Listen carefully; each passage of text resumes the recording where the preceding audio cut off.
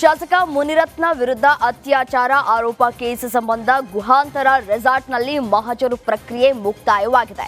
DYSP Dinakar Shetty ನೇತೃತ್ವದಲ್ಲಿ ಮಹಜರು ಪ್ರಕ್ರಿಯೆ ನಡೆಸಲಾಯಿತು. ಸಂತ್ರಸ್ತೆಯೊಂದಿಗೆ ಮಹಜರು ಪ್ರಕ್ರಿಯೆ ಮುಗಿಸಿದ ಕಗಲಿಪುರ ಪೊಲೀಸರು ಠಾಣೆಗೆ ವಾಪಸ್ಸಾದರು.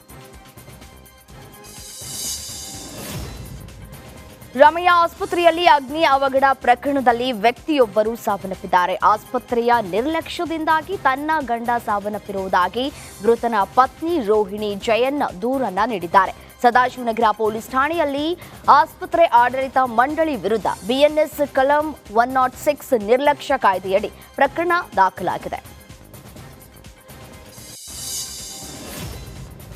ವಿರೋಧ ಪಕ್ಷದ ನಾಯಕ ರಾಹುಲ್ ಗಾಂಧಿ ವಿರುದ್ಧ ಅವಹೇಳನಕಾರಿ ಹೇಳಿಕೆ ಖಂಡಿಸಿ ಪ್ರತಿಭಟನೆಗೆ ಕರೆ ನೀಡಲಾಗಿದೆ. ಎಲ್ಲಾ ಜಿಲ್ಲಾ ಕೇಂದ್ರಗಳಲ್ಲೂ ಪ್ರತಿಭಟನೆಯನ್ನು ನಡೆಸುವಂತೆ ಕೆಪಿಸಿಸಿ ಅಧ್ಯಕ್ಷರ ಸೂಚನೆ ಕೊಡಲಾಗಿರುವಂತದ್ದು. ಎಐಸಿಸಿ ಸೂಚನೆ ಮೇರೆಗೆ ಪ್ರತಿಭಟನೆಗೆ ಕರೆಯನ್ನ ನೀಡಿರುವ ಡಿಕೆ ಶಿವಕುಮಾರ್ ಪ್ರತಿಭಟನೆಗೆ ಕರೆಯನ್ನ ಕೊಟ್ಟಿದ್ದಾರೆ. ಆಯಾ ಜಿಲ್ಲೆಗಳ ಮುಖಂಡರು, ಪದಾಧಿಕಾರಿಗಳು, ಮುಂಚೂಣಿ ಘಟಕಗಳ ಅಧ್ಯಕ್ಷರು ಪ್ರತಿಭಟನೆಯಲ್ಲಿ ಪಾಲ್ಗೊಳ್ಳುವಂತೆ ಸೂಚಿಸಿದ್ದಾರೆ. ಗಣೇಶೋತ್ಸವ ವಿಸರ್ಜನೆ ಹಿನ್ನೆಲೆ ಚಿಕ್ಕೋಡಿಯಲ್ಲಿ ಈದ್ ಮಿಲಾದ್ ಮೆರವಣಿಗೆಯನ್ನ ನಿನ್ನೆಗೆ ಮುಂದೂಡಿಕೆ ಮಾಡಲಾಗಿತ್ತು. ನಿನ್ನೆ ನಡೆದ ಈದ್ ಮಿಲಾದ್ ಮೆರವಣಿಗೆಯಲ್ಲಿ ಕೆಲ ಪುಂಡರು ಪ್ಯಾಲೆಸ್ತೀನ್ ಧ್ವಜವನ್ನ ಹಿಡಿದು ಪುಂಡಾಟವನ್ನ ಮೆರೆದಿದ್ದಾರೆ. ಇನ್ನು ಈ ಘಟನೆ ಸಂಬಂಧ ಪೊಲೀಸರು ಯುವಕರಿಂದ ಧ್ವಜವನ್ನ ವಶಕ್ಕೆ ಪಡೆದುಕೊಂಡು ಕೆಲ ಯುವಕರನ್ನ ವಶಕ್ಕೂ ಕೂಡ ಪಡೆದುಕೊಂಡಿದ್ದಾರೆ. ಇನ್ನು ಈ ಸಂಬಂಧ ಚಿಕ್ಕೋಡಿ ಪೊಲೀಸ್ ಠಾಣೆಯಲ್ಲಿ ಪ್ರಕರಣ ದಾಖಲಾಗಿದೆ. ತಿರುಪತಿ ಲಡ್ಡುವಿನಲ್ಲಿ ಪ್ರಾಣಿಗಳ ಕೊಬ್ಬಿನ ಮಿಶ್ರಣದ ಕುರಿತು ಕೋಲಾರದಲ್ಲಿ ಸಂಸದ ಮಲ್ಲೇಶ್ ಬಾಬು ಪ್ರತಿಕ್ರಿಯಿಸಿದ್ದಾರೆ. ತಿರುಪತಿ ಲಡ್ಡುವಿನ ಬಗ್ಗೆ ಬಂದಿರುವ ಆರೋಪದ ಬಗ್ಗೆ ಸಮಗ್ರ ತನಿಖೆಯಾಗಬೇಕು. ಆಂಧ್ರಪ್ರದೇಶದ ಸಿಎಂ ಚಂದ್ರಬಾಬು ನಾಯ್ಡು ಅವರೇ ಆರೋಪ ಮಾಡಿದ್ದಾರೆ. ಈ ಹಿನ್ನೆಲೆಯಲ್ಲಿ ಸಮಗ್ರ ತನಿಖೆಯಾಗಿ ಜನರಿಗೆ ಒಳ್ಳೆ ಭಾವನೆಯನ್ನ ಮೂಡಿಸಬೇಕು. ಕೋಲಾರದಿಂದ 4 ವರ್ಷದ ಹಿಂದೆ ಹೋಗ್ತಾ ಇದ್ದ ನಂದಿನಿ ತುಪ್ಪವನ್ನ ಈ ಹಿಂದಿನ ಟಿಟಿಡಿ ಆಡಳಿತ ಮಂಡಳಿ ನಿಲ್ಲಿಸಿತ್ತು. ಈಗ ಮತ್ತೆ ಕೋಲಾರದ ನಂದಿನಿ ತುಪ್ಪಗೆ ಬೇಡಿಕೆ ಬಂದಿರೋದು ಸಂತಸವಾಗಿದೆ. ಅವ್ರು ಏನು ಹೇಳಿದಾರೋ ಇದನ್ನು ತನಿಖೆ ಮಾಡಬೇಕು ಅಂತ ಒಂದು ಆಗ್ರಹ ಮಾಡ್ತೀನಿ ನಾನು.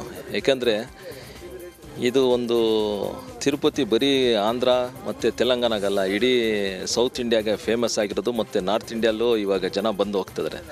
ಒಂದು ಸೆಂಟಿಮೆಂಟಲ್ ಇದು ಧಾರ್ಮಿಕ ಆದ್ಯತೆ ಮತ್ತು ಸೆಂಟಿಮೆಂಟಲ್ ಬಾಂಡಿಂಗ್ ಇದೆ ಇವಾಗ ದೇವಸ್ಥಾನಕ್ಕೆ ಮತ್ತು ಜನಕ್ಕೆ.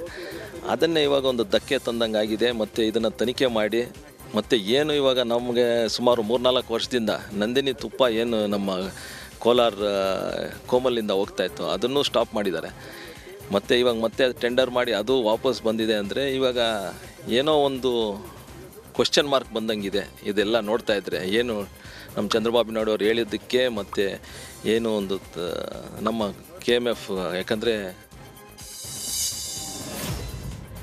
ಟಿಪ್ಪು ಸುಲ್ತಾನನ ಬಗ್ಗೆ ಅವಹೇಳನಕಾರಿ ಮಾತುಗಳನ್ನಾಡಿದ್ದಕ್ಕೆ ಶಾಸಕ ಯತ್ನಾಳ್ ವಿರುದ್ಧ ಇಳಕಲ್ ನಗರದಲ್ಲಿ ಪ್ರತಿಭಟನೆಯನ್ನು ನಡೆಸಲಾಯಿತು. ಬಾಗಲಕೋಟೆಯ ಇಳಕಲ್ ನಗರದ ಹಜರತ್ ಟಿಪ್ಪು ಸುಲ್ತಾನ ಕಮಿಟಿ ವತಿಯಿಂದ ಪ್ರೊಟೆಸ್ಟ್ ಮಾಡಲಾಯಿತು.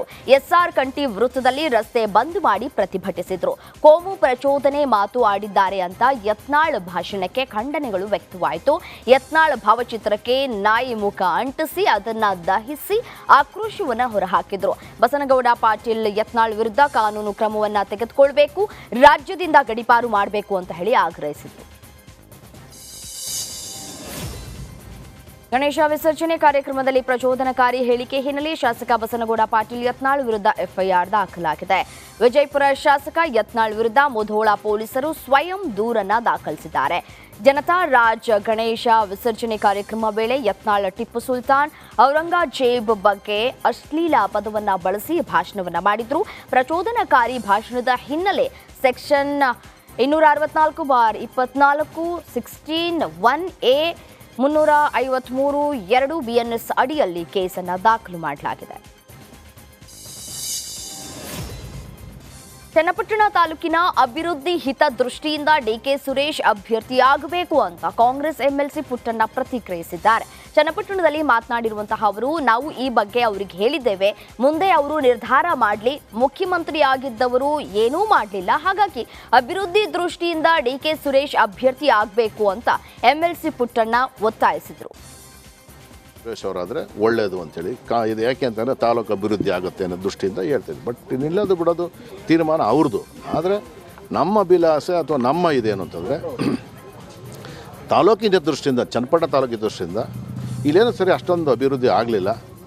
ಡಿ ಕೆ ಸುರೇಶ್ ಅವರಾದರೆ ಅತ್ಯಂತ ಹೆಚ್ಚಿನ ಕ್ರಿಯಾಶೀಲವಾಗಿ ಕೆಲಸ ಮಾಡ್ತಾರೆ, ಕಮಿಟ್ಮೆಂಟ್ ಇದೆ, ಒಳ್ಳೆ ಫಂಡ್ ತರ್ತಾರೆ, ಅವರಾದರೆ ಒಳ್ಳೆಯದು ಅನ್ನುವಂಥ ನಮ್ಮ ಭಾವನೆ ಇದೆ. ನಿಮ್ಮ ಅಭಿಪ್ರಾಯ ಅವ್ರ ಹತ್ರ ಹೇಳಿದ್ದೀವಿ ಅವ್ರ ತೀರ್ಮಾನ ಹೇಳಿದ್ನಲ್ಲ, ನನ್ನ ಪಕ್ಷ ಮತ್ತು ಅವ್ರ ತೀರ್ಮಾನ. ಬಟ್ ನಮ್ಮ ತಾಲೂಕಿನ ದೃಷ್ಟಿಯಿಂದ ಸುರೇಶ್ ಆದರೆ ಒಳ್ಳೆಯದು. ಪಾಸಿಟಿವ್ ಆಗಿ ಹೇಳಿದಾರ ಸರ್, ನಿಂತ್ಕೋತೀನಿ ಆ ಥರ ಏನಾದರೂ? ಅವರು ಪಾಸಿಟಿವ್ ಆಗಿ ಎಲ್ಲಿ ಹೇಳೋದು ಸರ್? ನಿಮಗೆ ಹೇಳಿಲ್ವಾ ನಾನು ನಿಲ್ಲೋದಿಲ್ಲ, ನನ್ನ ಹೆಸರು ಹೇಳ್ಬೇಡಿ ಅಂತ ಹೇಳಿಲ್ವಾ? ಆದರೆ ಅವ್ರು ಏನಾನ ಹೇಳ್ಕೊಳ್ಳಿ ಸರ್, ನಮ್ಮ ಇದರಿಂದ ನಾವು ಹೇಳಿದ್ದೀವಿ. ತೀರ್ಮಾನ ಮಾಡೋದು ಬಿಡೋದು ಪಕ್ಷದ್ದು ಮತ್ತು ನಮ್ಮ ವರಿಷ್ಠಕ್ಕೆ ಸೇರಿದ್ದು. ಆದರೆ ತಾಲೂಕಿನ, ಮತ್ತೆ ಇನ್ನೊಮ್ಮೆ ಹೇಳ್ತೀನಿ, ತಾಲೂಕಿನ ಎಸ್ಎಸ್ಎಲ್ಸಿಯಲ್ಲಿ ಧಾರವಾಡ ಜಿಲ್ಲೆಯ ಫಲಿತಾಂಶ ಹೆಚ್ಚಳಕ್ಕೆ ಪಣ ತೊಟ್ಟು ಜಿಲ್ಲಾಧಿಕಾರಿ ಅಭಿಯಾನವನ್ನು ಆರಂಭಿಸಿದ್ದಾರೆ. ಧಾರವಾಡ ಜಿಲ್ಲಾಧಿಕಾರಿ ದಿವ್ಯಾ ಪ್ರಭು ಮಿಷನ್ ವಿದ್ಯಾಕಾಶಿ ಅಭಿಯಾನವನ್ನ ಶುರು ಮಾಡಿದ್ದಾರೆ. ಧಾರವಾಡ ನಗರದ ವಿವಿಧ ಪ್ರೌಢಶಾಲೆಗಳಿಗೆ ದಿಢೀರ್ ಭೇಟಿಯನ್ನ ನೀಡಿದ್ರು. 10ನೇ ತರಗತಿಯ ವಿದ್ಯಾರ್ಥಿಗಳಿಂದ ಕನ್ನಡ, ಇಂಗ್ಲಿಷ್ ಭಾಷೆಯ ಪಠ್ಯಗಳನ್ನು ಓದಿಸುವ ಮೂಲಕ ವಿದ್ಯಾರ್ಥಿಗಳಲ್ಲಿನ ಬದಲಾವಣೆ, ಪ್ರಗತಿಯನ್ನ ಪರಿಶೀಲಿಸಿದ್ರು. ಜೊತೆಗೆ ಶಿಕ್ಷಣದ ಮಹತ್ವದ ಕುರಿತು ಕ್ಲಾಸ್ ಅನ್ನ ತೆಗೆದುಕೊಂಡ್ರು. ನಿಷೇಧಾಜ್ಞೆ ನಡುವೆಯೇ ಶಹಾಪುರದ ಹಿಂದೂ ಮಹಾಸಭಾ ಗಣೇಶ ವಿಸರ್ಜನೆಗೆ ಬರ್ತೇನೆ ಅಂತ ಆಂದೋಲ ಶ್ರೀ ಹೇಳಿದ್ದಾರೆ. ಜಿಲ್ಲಾಧಿಕಾರಿ ಹೊರಡಿಸಿರುವಂತಹ ನಿಷೇಧಾಜ್ಞೆಯಲ್ಲಿ ನಮ್ಮ ಹೆಸರು ಇಲ್ಲ, ನಾಳೆಯೇ ಕಾರ್ಯಕ್ರಮಕ್ಕೆ ನಾನು ಬರ್ತಾ ಇದ್ದೀನಿ, ಹೊರಡ್ತೀನಿ ಅಂತ ಕೂಡ ಹೇಳಿದ್ದಾರೆ. ಅಕ್ಕಿ ಕಳ್ಳರ ಜೊತೆ ನಿಂತು ಫೋಟೋವನ್ನ ತೆಗೆದುಕೊಳ್ತೀರಿ, ಒಂದು ಕಾರ್ಯಕ್ರಮಕ್ಕೆ ಪ್ರೊಟೆಕ್ಷನ್ ಕೊಡೋದಕ್ಕಾಗಲ್ವಾ ಅಂತ ಪ್ರಶ್ನೆ ಕೂಡ ಮಾಡಿದ್ದಾರೆ. ಈಗಾಗಲೇ ಡಿಸಿ ಶಹಾಪುರ ತಾಲೂಕಿನಾದ್ಯಂತ ಆಂದೋಲ ಶ್ರೀ ಬಾರದಂತೆ ನಿಷೇಧಾಜ್ಞೆಯನ್ನ ಹೊರಡಿಸಿದ್ದಾರೆ. ಹೀಗಾಗಿ ನಿಷೇಧಾಜ್ಞೆ ಹೊರಡಿಸಿದ್ದಕ್ಕೆ ಆಂದೋಲ ಶ್ರೀ ಪೊಲೀಸರಿಗೆ ತಿರುಗೇಟನ್ನ ಕೊಟ್ಟಿದ್ದಾರೆ.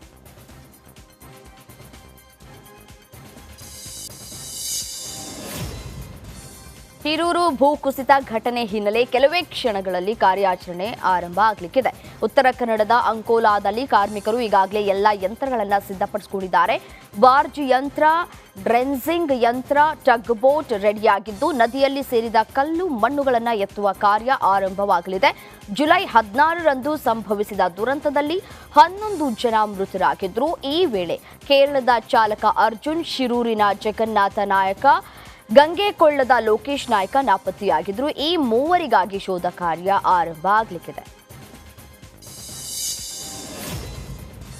ಕೊಪ್ಪಳದಲ್ಲಿ ರಾಷ್ಟ್ರ ಧ್ವಜ ಹೋಲುವ ತ್ರಿವರ್ಣ ಧ್ವಜದಲ್ಲಿ ಯುವಕರು ಉರ್ದು ಅಕ್ಷರ ಬರೆದು ವಿರೂಪಗೊಳಿಸಿದ್ದಾರೆ. ಈ ಘಟನೆ ಕೊಪ್ಪಳದ ಯಲಬುರ್ಗಾ ಪಟ್ಟಣದಲ್ಲಿ ನಡೆದಿದೆ. ಲಾ ಇಲಾಹಿ ಇಲ್ಲಲ್ಲಾ ಮಹಮ್ಮದ್ ರಸೂಲಲ್ಲಾ ಎಂಬ ವಾಕ್ಯವಿರುವ ತ್ರಿವರ್ಣ ಧ್ವಜವನ್ನ ಕಟ್ಟಲಾಗಿದೆ. ಕೇಸರಿ, ಬಿಳಿ, ಹಸಿರು ಬಣ್ಣದಲ್ಲಿ ಉರ್ದು ಅಕ್ಷರ ರಾರಾಜಿಸಿದೆ. ಹೀಗಾಗಿ ಪೊಲೀಸರು ಧ್ವಜವನ್ನ ಕೆಳಗಿಳಿಸಿ ಯುವಕನನ್ನ ಠಾಣೆಗೆ ಕರೆದೊಯ್ದಿದ್ದಾರೆ. ಈದ್ ಮಿಲಾದ್ ಸಂದರ್ಭದಲ್ಲಿ ಬಿಬಿ ಫಾತಿಮಾ ಆಲಂ ದರ್ಗಾದ ಮೇಲೆ ಮಹಮ್ಮದ್ ಖಾಜಿ ಎಂಬ ಯುವಕ ಧ್ವಜವನ್ನ ಕಟ್ಟಿದ್ದ. ಈ ಹಿನ್ನೆಲೆ ಆತನನ್ನ ಬಂಧಿಸಲಾಗಿದೆ.